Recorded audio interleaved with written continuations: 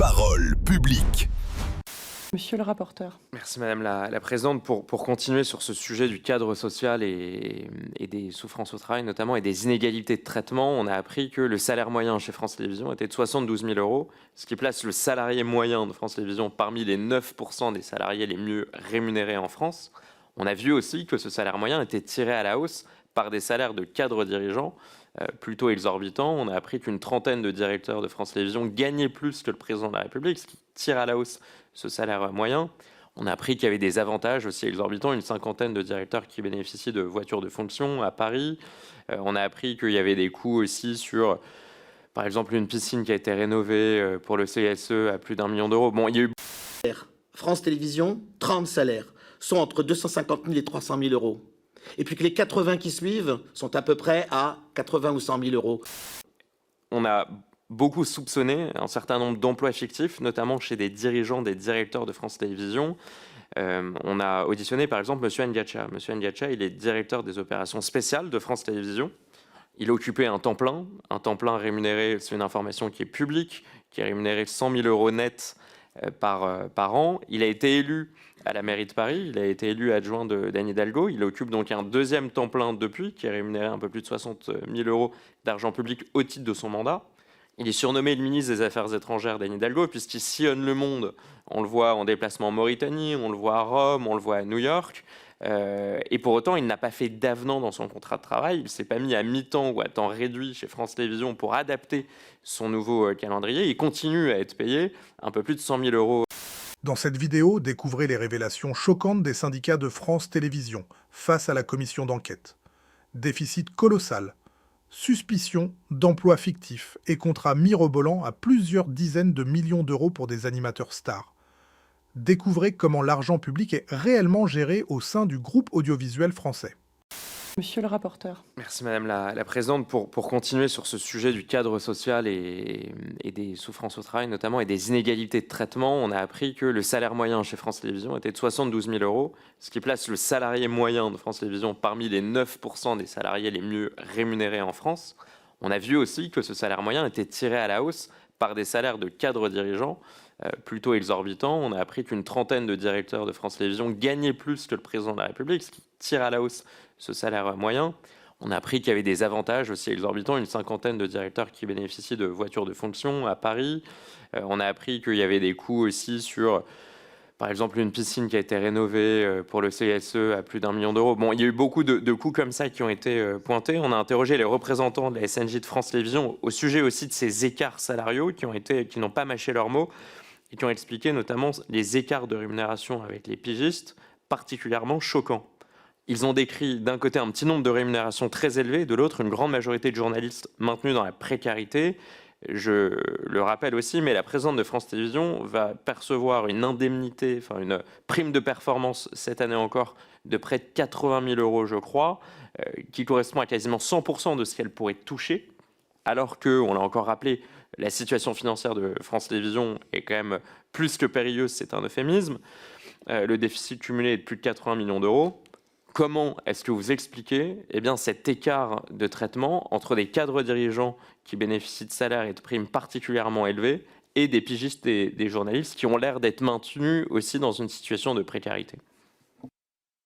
Si vous me permettez, monsieur le rapporteur, madame la présidente, pour la piscine, monsieur Larose va pouvoir s'exprimer, mais juste pour la première partie, c'est-à-dire les salaires, la moyenne de 7 000 € de salaire, c'est absolument insensé, mais ça a forcément une explication.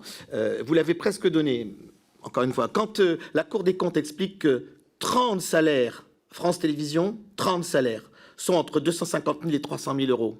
Et puis que les 80 qui suivent sont à peu près à 80 ou 100 000 €. Vous voyez le montant des salaires, quand le salaire de Delphine Ernotte est de 412 000 €, plus ou moins, c'est quand même difficile à dire, puisque je rappelle que le président de la Cour des comptes que vous avez entendu ne savait pas encore exactement le montant. Le montant, vous le connaissez maintenant, c'est 80 000. Voilà. Donc, quand on a des salaires extrêmement importants comme ça, forcément, quand on fait une moyenne, il y a la fourchette basse et la fourchette haute, les gens ne gagnent pas 7 000 € à France Télévisions. Si on a une moyenne à 3 000, c'est à peu près correct, hein, je ne me trompe pas. Mais surtout, je dois dire, vous avez dit plus important que le salaire du président de la République. Nous avons fait le calcul, notre syndicat. Vous prenez le salaire, vous prenez les 50 plus gros salaires à France Télévisions, voilà, ça équivaut à peu près à un quart du salaire des députés, des 577 députés, un quart de ceux-là, leur salaire annuel. Voilà à quoi ça correspond. Vous ne trouvez pas ça scandaleux? Nous, on trouve un tout petit peu ça scandaleux. Monsieur le rapporteur. La piscine, madame. Compris la piscine. Mais... Rapidement sur la piscine d'1 million d'euros. Alors c'est vrai que cette piscine-là a coûté 1 million d'euros, enfin un peu moins, 900 000 euros. On a parlé aussi du château qui appartenait à France Télévisions. C'est ce château qui était un château qui n'est pas tellement habitable en fait. Il y a un parc dans lequel ont été installés des chalets pour héberger des salariés de l'audiovisuel public. Hein. C'est le CIORTF qui est une émanation des différentes sociétés de l'audiovisuel public à l'époque. Qui avait coûté 1 million d'euros à l'époque, ce château et ce domaine. Cette piscine avait été commandée par un précédent bureau du CERTF, une majorité CGT à l'époque, sans appel d'offres auprès d'une société qui a fait faillite. Donc après, il a fallu trouver une autre société pour continuer les travaux. Il y a eu des malfaçons. Cette piscine s'enfonçait quand elle était mise en eau, donc ça a occasionné des frais. Donc effectivement, ça a fini par coûter 900 000 euros, mais la piscine ne vaut pas ce prix-là. Voilà. Et sur ce que disait mon camarade, effectivement, les salaires moyens, c'est certainement une réalité, je ne conteste pas, sachant qu'on a quand même perdu 2500 équivalents temps plein sur la période et que malgré tout, la masse salariale n'a pas baissé. Donc, vous voyez, c'est quand même un problème parce qu'on a plein de camarades qui sont partis, qui n'ont pas été remplacés. Et malgré tous ces efforts faits par les travailleurs de tous les jours, ceux qui s'impliquent dans leur mission de service public, malgré tout ça, la masse salariale n'a pas baissé à France Télévisions pendant toutes ces années. Merci, monsieur le rapporteur. Merci, Madame la Présidente. Et on voit aussi qu'il y a des mécanismes. Certes, il y a la masse salariale. En tout cas, la direction de France Télévisions essaye de faire baisser la masse salariale facialement. On a vu le cas de Samuel Etienne hier, qui a bénéficié, donc qui a été remercié, renvoyé par France Télévisions. Sur un accord, il a obtenu des centaines de milliers d'euros de rupture contractuelle, mais pour continuer à animer l'émission Question pour un champion, qu'il animait au titre de France Télévisions, mais il continue à animer cette émission, étant payé désormais par France Télévisions indirectement, mais passant par une société de production privée financée par France Télévisions. Donc on a aussi l'impression qu'il y a une sorte de jeu comptable qui consiste à réduire le nombre d'employés, à réduire facialement la masse salariale, mais à payer des indemnités de départ très importantes de plusieurs centaines de milliers d'euros, pour ensuite continuer à payer ces mêmes personnes, à leur proposer les mêmes émissions, mais via des sociétés de production privées. Qu'est-ce que ça dit, ces manipulations comptables et ces indemnités très importantes? Qu'est-ce qu'elles disent aussi de la gestion des ressources humaines et de la gestion financière des dirigeants aujourd'hui de France Télévisions? Est-ce qu'il n'y a pas notamment du salariat déguisé et des infractions qui pourraient être des infractions aussi pénales, qui sont normalisées chez France Télévisions? Vous avez fait état de... Jacques, tout à l'heure, Larose a fait état des 2300 personnes qui sont déjà parties. Juste une petite précision, Inspection Générale des Finances 2024, les chiffres, 894 millions lorsque Delphine Ernotte arrive, 11 000 salariés. Aujourd'hui, on est proche du milliard avec 8800 salariés, 8700 en réalité. Voilà. Comment c'est possible? Là aussi, mathématiquement, c'est pas possible. Comment c'est possible, alors qu'on a baissé les effectifs de 2300, qu'on arrive à un chiffre proche du milliard? Comment c'est possible? Ça n'existe pas. Encore une fois, quand vous avez fait maths, c'est un problème insoluble. Bon, la deuxième chose, vous parlez de gens qui sont à France Télévisions. On vire les gens quand on n'en a plus besoin. Combien il y a eu de directeurs de l'information? On en est à 7. Chaque fois, il y a des indemnités. Vous avez un directeur de l'information qui est venu vous dire ici qu'il allait s'occuper de l'intelligence artificielle. Mais non, il ne va jamais s'occuper de l'intelligence artificielle. Il est en train de négocier son départ. Sur notre blog, on a un blog syndical, nous l'avons écrit. Voilà. Mais tous ceux qui sont partis, il y a un moment ou un autre, ils sont jetés comme des malpropres. Regardez, je prends Anne-Sophie Lapix, elle a appris quasiment lors d'un déjeuner qu'elle était virée. Parce qu'il paraît, moi je ne suis pas là, mais il paraît que Anne-Sophie Lapix, les gens, il paraît, c'est ce qu'on lui a raconté, que les politiques refusaient de venir dans son édition de 20h parce qu'elle avait des questions trop pertinentes. C'est comme si nous, on refusait de venir dans votre audition, monsieur le rapporteur, parce que vous avez des questions trop pertinentes. On ne vire pas les gens pour ça. Non, madame, je vois que vous... Vous n'avez pas le choix, en fait, vous devez venir quand vous êtes invité devant la commission d'enquête. On est d'accord, mais donc voilà, donc on n'a pas le choix. Mais voilà, donc et le dernier point, c'est que ces gens qui sont en place à France Télévisions, dès qu'ils gênent, voilà, on les dégage. Alors on leur paye des indemnités lourdes pour qu'ils se taisent. Et puis souvent, quand les indemnités suffisent pas, on leur dit, écoutez, on va vous recaser dans une boîte de prod, et puis comme ça fera la rue Michel. Je ne sais pas si vous connaissez cette expression, faire la rue Michel, mais en tout cas, ça va le faire, comme on dit. Voilà. C'est insensé, cette façon de faire. Je rappelle juste une petite précision, monsieur le rapporteur. La masse salariale de France Télévisions, je ne vais pas vous refaire, je l'ai déjà fait, mais pas ici, mais le coût des 5 camemberts. France Télévisions, c'est 5 camemberts, 2,5 milliards, on est d'accord? 5 camemberts, 5 portions à 500 millions. Vous avez une portion pour l'intendance, vous avez 2 portions pour la masse salariale, 1 milliard d'euros, quasiment, Inspection Générale des Finances, et puis vous avez quasiment 2 portions pour les programmes, dont, sur les programmes, ces 2 portions, c'est à peu près un tiers pour 3 boîtes de production. Together Media, Media One et Banijay. Vous avez eu Banijay avant nous, c'est à peu près ça. Voilà. Et donc, vous avez des gens qui travaillent à France Télévisions qui se retrouvent et chez Banijay ou alors chez Media One. Voilà. Et la masse salariale. Donc, la masse salariale, c'est 40% du budget, du chiffre d'affaires de France Télévisions, 40%. Vous connaissez celle de TF1, monsieur le rapporteur? 18%. Merci beaucoup. Rappelons aussi que les évolutions de masse salariale, ça s'accompagne aussi, c'est pas proportionnel et mathématique, mais ça s'accompagne aussi d'une revalorisation d'année à année, puisque nous avons quand même un beau taux de fidélité à France Télévisions apparemment. Monsieur le rapporteur. Merci Madame la Présidente. Pour continuer sur cette gestion RH, effectivement, moi ce qui m'interpelle, c'est que il y a un nombre d'ETP qui diminue, mais une enveloppe qui continue à augmenter ou qui est stable. Donc, ce qui aussi semble indiquer, il y a peut-être un mécanisme d'âge, mais que en tout cas, les personnes sont peut-être de mieux en mieux rémunérées au fil des années, ce qui conduit à un salaire moyen de 72 000 euros. Je voudrais vous poser la question. On a beaucoup soupçonné un certain nombre d'emplois fictifs, notamment chez des dirigeants, des directeurs de France Télévisions. On a auditionné par exemple M. Ngacha. M. Ngacha, il est directeur des opérations spéciales de France Télévisions. Il occupait un temps plein rémunéré, c'est une information qui est publique, qui est rémunéré 100 000 euros net par an. Il a été élu à la mairie de Paris, il a été élu adjoint d'Anne Hidalgo. Il occupe donc un deuxième temps plein depuis, qui est rémunéré un peu plus de 60 000 euros d'argent public au titre de son mandat. Il est surnommé le ministre des Affaires étrangères d'Anne Hidalgo, puisqu'il sillonne le monde. On le voit en déplacement en Mauritanie, on le voit à Rome, on le voit à New York. Et pour autant, il n'a pas fait d'avenant dans son contrat de travail. Il ne s'est pas mis à mi-temps ou à temps réduit chez France Télévisions pour adapter son nouveau calendrier. Il continue à être payé un peu plus de 100 000 euros net. Comment est-ce que vous expliquez? Donc, il y a eu des soupçons d'emploi fictif sur son cas. Visiblement, il y en a aussi peut-être d'autres. Est-ce que vous avez, vous, connaissance d'éventuels emplois fictifs parmi les dirigeants de France Télévisions? Est-ce qu'aujourd'hui, vous pouvez peut-être nous donner un peu plus d'éclairage sur ce sujet? Ce qu'on s'engage à faire, c'est à vous donner une liste de directeurs qui sont, alors, pas dominativement, mais en raison de leur fonction, qui sont encore une fois des placards. Il n'y a pas d'autre mot. Voilà, ce sont des placards. Vous avez, on a eu un moment, on a eu quelqu'un qui a été à France Télévisions responsable des programmes courts destinés à devenir des programmes longs.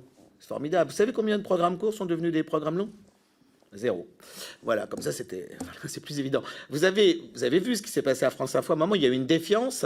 Le directeur de France Info a été remercié. Monsieur Delpech. Pensez qu'il est parti, qu'il a quitté l'entreprise? Non, il est directeur de l'innovation. Peut-être qu'on a mis un concours Lépine à France Télévisions, mais voilà. On est sur, systématiquement, des déplacements. On déplace les gens, on les met là, etc., etc. Moi, je vous donnerai une liste de noms, là, je m'engage à le faire, encore une fois, de fonctions qui ne servent strictement à rien à France Télévisions. À rien. Voilà. Tout à l'heure, vous avez parlé des voitures de fonction. Monsieur rapporteur, celui qui a la plus grosse voiture de fonction, c'est parce qu'il a une famille avec 4 enfants. Et il se sert peu de sa voiture. Voilà. C'est une petite anecdote. Est-ce que c'est comme ça qu'on fait dans le privé? Je ne sais pas, je pose la question. C'est vous? J'ai pas bien compris le sujet des voitures de fonction. Est-ce que vous pourriez préciser? On vous a dit que les voitures de fonction étaient des parties inhérentes des contrats de travail. Monsieur Ngacha vous a dit, par exemple, qu'il mettait de l'essence de temps en temps dans sa voiture. Je crois que c'est le président Patriletus qui a dû lui dire, nous on en met tout le temps dans notre voiture. Mais il aurait été intéressant, monsieur le rapporteur, de demander, puisqu'il a un salaire énorme, 100 000 euros à l'année, ce que vous venez de dire, de lui demander combien de fois il s'était rendu à France Télévisions, parce qu'on pointe au garage, on pointe, il y a une entrée, combien de fois il est venu à France Télévisions? C'est ça, demandez-lui. Et puis, en plus, encore une fois, on vous a menti. On vous a dit qu'il était, je crois que monsieur Le Tranchant vous a dit, non, pas du tout, qu'il était le responsable du Téléthon. Il est responsable du Téléthon, comme moi, je suis jockey d'obstacles. On est d'accord, ça n'existe pas. Donc, je vous donnerai la liste, encore une fois, des fonctions qui ne servent à rien à France Télévisions. Merci. Monsieur le rapporteur. Effectivement, c'est une information que j'ai demandé à France Télévisions, le nombre de fois où M. Ngacha avait pointé, ou en tout cas s'était présenté, avait badgé chez France Télévisions. C'est une information qui, pour l'instant, m'a été refusée ou que je n'ai toujours pas reçue de la part de France Télévisions. Et effectivement, je trouve ça relativement préoccupant parce que ça jette effectivement un soupçon sur la situation de cette personne-là. Je voudrais, vous avez évoqué la prime de performance de la présidente de France Télévisions. Je voudrais vous poser une dernière question sur le sujet. Selon vous, quelle est la légitimité et quelles sont les raisons qui ont conduit le conseil d'administration à valider cette prime de performance, qui est une prime importante? Vous qui connaissez France Télévisions, pourquoi, comment, enfin, dans quelles conditions est-ce qu'on attribue à une présidente d'un groupe d'audiovisuel public qui pourtant est en situation de quasi-faillite, qui sur nombre d'indicateurs pointés déjà par la Cour des comptes une année après son arrivée en 2016 et repointés à nouveau de façon plus grave sur le dernier audit de la Cour des comptes 9 ans après, en 2025, comment est-ce que vous expliquez un tel montant de prime de performance qui correspond quasiment à 100% du montant total de la prime? Quelles sont les raisons derrière qui le justifient?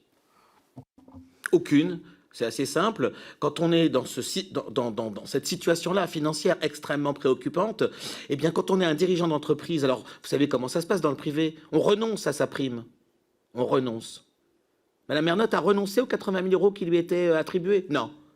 Eh bien, par décence, elle aurait dû renoncer. Monsieur le rapporteur, une dernière question avant qu'on passe aux questions des autres députés.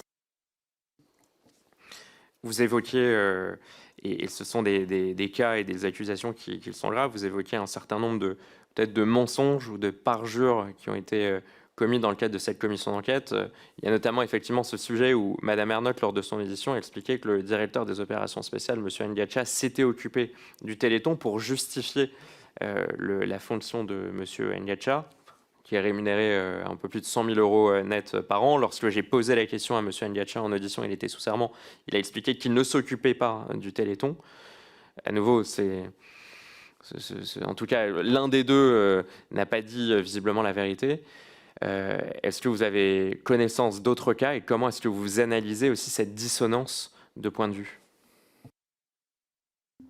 Alors, moi, je ne vais pas déterminer si les articles 40 se justifient ou ne se justifient pas. C'est vous qui avez tous les éléments. Mais en tout cas, il est clair que, et vous avez tous les éléments qui le prouvent, M. Ngacha a fait le Téléthon.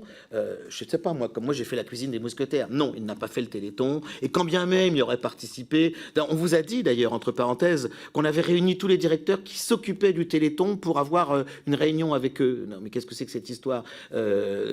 C'est une fable. Il y a un moment, c'est une fable. D'ailleurs, on ne peut pas être...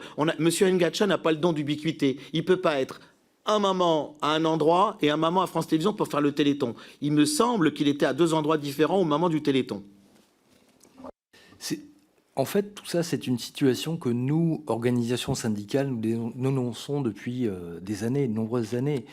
En fait, depuis que France Télévisions est devenue une entreprise commune, il y a eu énormément de synergies qui ont été imposées, parfois au forceps, aux salariés, aux opérationnels, c'est-à-dire les techniciens, les administratifs, des journalistes.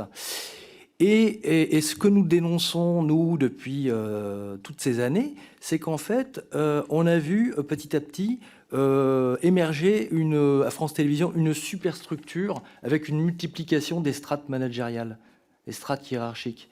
Et à un moment donné, c'est quand on entend parler de moyenne de salaire vous avez dit, je crois, c'est 72 000 euros annuels, je crois. Il y a beaucoup de salariés qui, évidemment, sont extrêmement choqués par ces chiffres-là parce que leur salaire annuel est bien inférieur à ces sommes-là.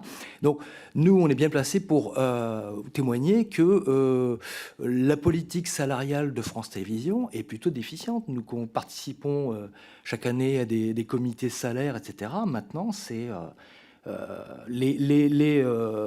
revalorisations salariales pour les salariés, c'est vraiment, les enveloppes sont toutes minces.